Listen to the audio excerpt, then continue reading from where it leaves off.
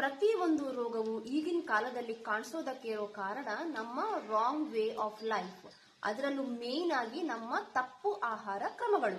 Hotel ಫುಡ್ಗಳು ಒಳ್ಳೇದಲ್ಲ, street ಫುಡ್ಗಳು ಒಳ್ಳೇದಲ್ಲ ಅಂತ ಹೇಳಿ ಮನೆಯಲ್ಲೇ ಆಹಾರಗಳನ್ನ ತಯಾರು ಮಾಡ್ಕೊಂಡು ತಿಂತೀವಿ. ಆದ್ರೆ ನಾವು ಮನೆಯಲ್ಲೇ ಮಾಡುವಂತಹ ಆಹಾರ ಕ್ರಮಗಳು ಸರಿ ಇಲ್ಲ ಅಂತ ಹೇಳಿದ್ರೆ ಯೋಚನೆ ಮಾಡಿದೀರಾ? ಇವತ್ತಿನ ಈ ವಿಡಿಯೋದಲ್ಲಿ ನಾವು ದಿನನಿತ್ಯ ಬಳಸುವಂತಹ ಆಹಾರಗಳಲ್ಲಿ ಯಾವುದನ್ನೆಲ್ಲ ಅವಾಯ್ಡ್ ಮಾಡಬೇಕು, ಯಾವುದನ್ನೆಲ್ಲ ಕಡಿಮೆ ಮಾಡಬೇಕು ಅಂತಹ ಆ ವೈಟ್ ಪಾಯ್ಸನ್ಗಳು ಯಾವುದೆಲ್ಲ ಅಂತ ಡೀಟೇಲ್ ಆಗಿ ಹೇಳ್ಕೊಡ್ತಾ ಇದ್ದೀನಿ. ಬಲ್ಯಾಯ ಸಾಯರ್ ವರ್ಲ್ಡ್ಗೆ ಎಲ್ರಿಗೂ ಪ್ರೀತಿಯ ಸ್ವಾಗತ. ನಾನು ಡಾಕ್ಟರ್ ಮಧುಶ್ರೀ ಬಲ್ಯಾಯ. ಪ್ರತಿ ಒಂದು ರೋಗ ಲೈಕ್ ಡಯಾಬಿಟಿಸ್ ಆಗಿರ್ಬೋದು, ಹೃದಯ ಸಂಬಂಧ ರೋಗಗಳಾಗಿರ್ಬೋದು, ಬ್ಲಡ್ ಪ್ರೆಷರ್, ಇವನ್ ಕ್ಯಾನ್ಸರ್ ಕೂಡ ನಾವು ತಿನ್ನುವಂತಹ ಆಹಾರ ಕ್ರಮಗಳು ಸರಿ ಇಲ್ಲದೆ ಇರುವುದಕ್ಕೆ ಬರ್ತಾ ಇದೆ. ಎಲ್ರಿಗೂ ಗೊತ್ತಿರುತ್ತೆ, ಹಳೆ ಕಾಲದಲ್ಲಿ ಇಂತಹ ರೋಗಗಳು ಆದಷ್ಟು ಕಡಿಮೆ ಇತ್ತು. ಆದ್ರೆ ಈಗ ಹೋಟೆಲ್ಗಳಾಗಿರ್ಬೋದು, ಸ್ಟ್ರೀಟ್ ಫುಡ್ಗಳಾಗಿರ್ಬೋದು, ಜಂಕ್ ಫುಡ್ಗಳೆಲ್ಲ ಈಗಿನ ಕಾಲದಲ್ಲಿ ಜಾಸ್ತಿ ಆಗಿದೆ. ಜನಗಳು ಅಂತಹ ಆ ಟೇಸ್ಟಿ ಫುಡ್ಗಳಿಗೆ ಅಟ್ರಾಕ್ಟ್ ಆಗೋದು ಕೂಡ ಜಾಸ್ತಿ. ಇದರಿಂದ ಈ ರೋಗಗಳೆಲ್ಲ ಈಗಿನ ಕಾಲದಲ್ಲಿ ಜಾಸ್ತಿಯಾಗಿ ಕಾಣಿಸ್ತಾ ಇದೆ. ನಾನು ಇವತ್ತು ಹೇಳುವಂತಹ ಈ ವೈಟ್ ಪಾಯ್ಸನ್ ಗಳನ್ನ ನೀವು ನಿಮ್ಮ ಆಹಾರದಲ್ಲಿ ಕಡಿಮೆ ಮಾಡೋದ್ರಿಂದ ಅಥವಾ ಕಂಪ್ಲೀಟ್ ಆಗಿ ಅವಾಯ್ಡ್ ಮಾಡೋದ್ರಿಂದ ಈಗ ಬಂದಿರುವಂತಹ ರೋಗಗಳಿಂದ ಎಸ್ಕೇಪ್ ಆಗ್ಲಿಕ್ಕೂ, ಅದೇ ತರ ಮುಂದೆ ಬರುವಂತಹ ರೋಗಗಳಿಂದ ಎಸ್ಕೇಪ್ ಆಗ್ಲಿಕ್ಕೂ ಸಹಾಯ ಆಗತ್ತೆ. ಈಗ ನಾವು ಆ ವೈಟ್ ಪಾಯ್ಸನ್ ಗಳು ಯಾವುದೆಲ್ಲ ಅಂತ ನೋಡುವ. ಟೋಟಲ್ ಆಗಿ 5 ವೈಟ್ ಪಾಯ್ಸನ್ ಗಳಿವೆ. ಮೊದಲನೆಯದು ಶುಗರ್. ಪ್ರತಿನಿತ್ಯ ಪ್ರತಿಯೊಬ್ಬರ ಮನೆಯಲ್ಲೂ ಯೂಸ್ ಮಾಡುವಂತಹ ಒಂದು ಐಟಮ್ ಈ ಶುಗರ್ ಅಲ್ವಾ. ಸಣ್ಣ ಮಕ್ಕಳಾದ್ರೆ ಚಾಕ್ಲೇಟ್, ಬಿಸ್ಕೆಟ್ ಅಥವಾ ಬೇಕರಿ ಐಟಮ್ಸ್, ಪ್ಯಾಕೆಟ್ ಅಲ್ಲಿ ಬರುವಂತಹ ಜ್ಯೂಸ್ಗಳು, ಇವುಗಳ ಮೂಲಕ ಶುಗರ್ ಅನ್ನ ತಿಂತಾ ಇದ್ರೆ ದೊಡ್ಡವರು ಟೀ, ಕಾಫಿ ಏನು ಬೇಡ, ಏನಾದ್ರೂ ಜ್ವರ ಬಂತ, ಆರೋಗ್ಯಕ್ಕೆ ಏನಾದ್ರೂ ಪ್ರಾಬ್ಲಮ್ಸ್ ಬಂತ ಏನ್ ತಿಂತಾರೆ? ಬ್ರೆಡ್ ಅನ್ನ ತಿಂತಾರೆ. ಈ ಬ್ರೆಡ್ ಅಲ್ಲೂ ಕೂಡ ಇರೋದು ಶುಗರೇ. ಆಕ್ಚುಲಿ ಏನಂದ್ರೆ ನಮ್ಮ ಬಾಡಿಗೆ ಶುಗರ್ ಬೇಕು.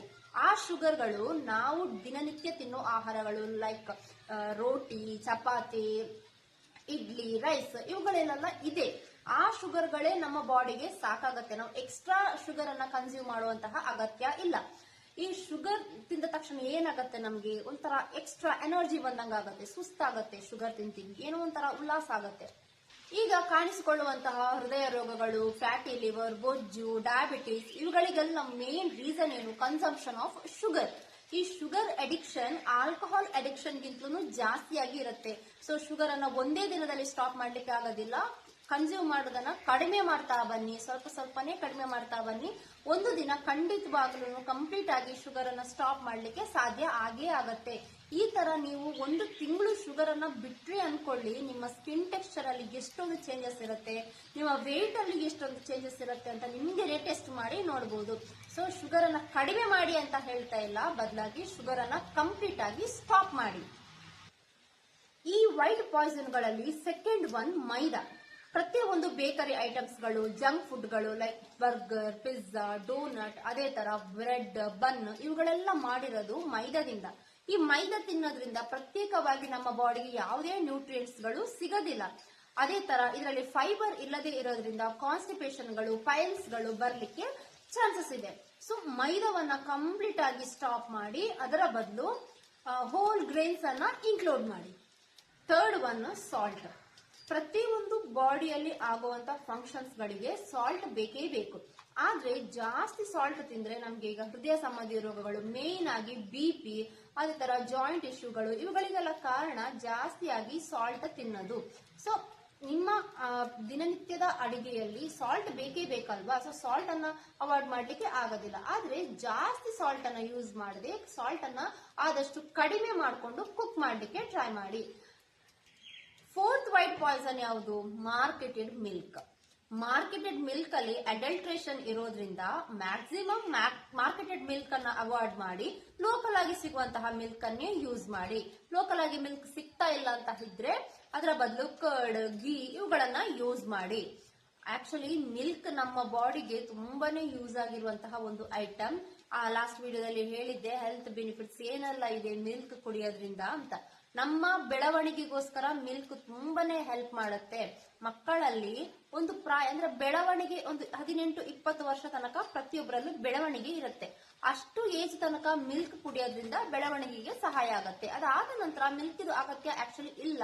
ಮಿಲ್ಕ್ ಅಲ್ಲಿ ಸಿಗುವಂತಹ ಕ್ಯಾಲ್ಸಿಯಂ ಆಗಿರ್ಬೋದು, ಪ್ರೋಟೀನ್ ಆಗಿರ್ಬೋದು ನಮ್ಗೆ ಬೇರೆ ಫುಡ್ಗಳಲ್ಲಿ ಕೂಡ ಸಿಗತ್ತೆ ಅಲ್ವಾ. ಸೊ ಅದನ್ನ ಕನ್ಸ್ಯೂಮ್ ಮಾಡ್ಕೋಬಹುದು. ಸೊ ಮಾರ್ಕೆಟೆಡ್ ಮಿಲ್ಕ್ ಅನ್ನ ನೀವು ಆದಷ್ಟು ಅವಾಯ್ಡ್ ಮಾಡಿ, ಲೋಕಲ್ ಮಿಲ್ಕ್ ಅನ್ನ ತಗೊಳ್ಳಿ. ಫಿಫ್ತ್ ವೈಟ್ ಪಾಯ್ಸನ್ ಯಾವ್ದು ಗೊತ್ತಾ?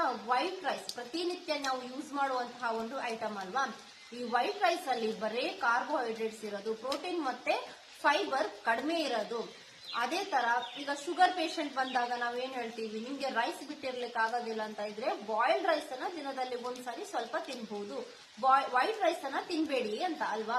ವೈಟ್ ರೈಸ್ ತಿನ್ನೋದ್ರಿಂದ ಟ್ರೈಗ್ಲಿಸರೈಡ್ಸ್ ಜಾಸ್ತಿ ಆಗಿ ಡಯಾಬಿಟೀಸ್, ಅದೇ ತರ ಫ್ಯಾಟಿ ಲಿವರ್ಗಳು ಬರುವಂತಹ, ಅಂದ್ರೆ ಆಲ್ರೆಡಿ ಇದ್ರೆ ಜಾಸ್ತಿ ಆಗುವಂತಹ ಚಾನ್ಸಸ್ಗಳು ಜಾಸ್ತಿ. ಈ ಬಾಯ್ಲ್ಡ್ ರೈಸ್ ತಿನ್ನೋದ್ರಿಂದ ನಮ್ಮ ಹೊಟ್ಟೆಯಲ್ಲಿ ಪ್ರೀಬಯೋಟಿಕ್ ಅಂದ್ರೆ ಒಳ್ಳೆ ಬ್ಯಾಕ್ಟೀರಿಯಾಗಳು ಬದುಕಲಿಕ್ಕೆ ಬೇಕಾಗಿರುವಂತಹ ಒಂದು ಒಳ್ಳೆ ವಾತಾವರಣವನ್ನ ಕ್ರಿಯೇಟ್ ಮಾಡ್ಲಿಕ್ಕೆ ಸಹಾಯ ಆಗುತ್ತೆ. ಸೊ ಮ್ಯಾಕ್ಸಿಮಮ್ ಬಾಯ್ಲ್ಡ್ ರೈಸ್ ಅನ್ನೇ ತಿನ್ನಿ, ವೈಟ್ ರೈಸ್ ಅನ್ನ ಕಂಪ್ಲೀಟ್ ಆಗಿ ಅವಾಯ್ಡ್ ಮಾಡಿ. ಈ 5 ವೈಟ್ ಪಾಯ್ಸನ್ ಗಳ ಬಗ್ಗೆ ತಿಳ್ಕೊಂಡ್ರಲ್ವಾ. ರೆಗ್ಯುಲರ್ ಆಗಿ ಕನ್ಸ್ಯೂಮ್ ಮಾಡೋದನ್ನ ಅವಾಯ್ಡ್ ಮಾಡಿ. ಅದೇ ತರ ಇನ್ನಷ್ಟು ವಿಡಿಯೋಗಳಿಗೋಸ್ಕರ ಚಾನೆಲ್ ಅನ್ನ ಸಬ್ಸ್ಕ್ರೈಬ್ ಮಾಡಿ. ಬಾಯ್.